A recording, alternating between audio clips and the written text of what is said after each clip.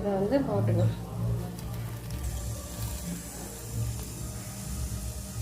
இப்போ நுணுக்கி வச்ச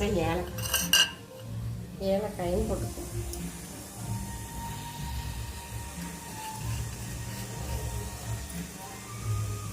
எல்லாத்தையும் போட்டு நல்லா கிளறு.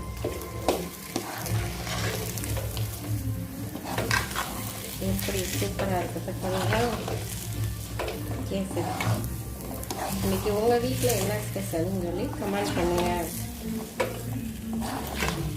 இந்த கேசரி பிடிச்சிருந்தா லைக் பண்ணுங்கள், ஷேர் பண்ணுங்கள், மறக்காமல் சப்ஸ்கிரைப் பண்ணுங்கள்.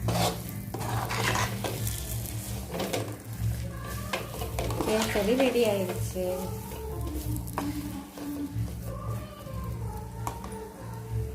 வாங்க கேசரி சாப்பிடலாம்.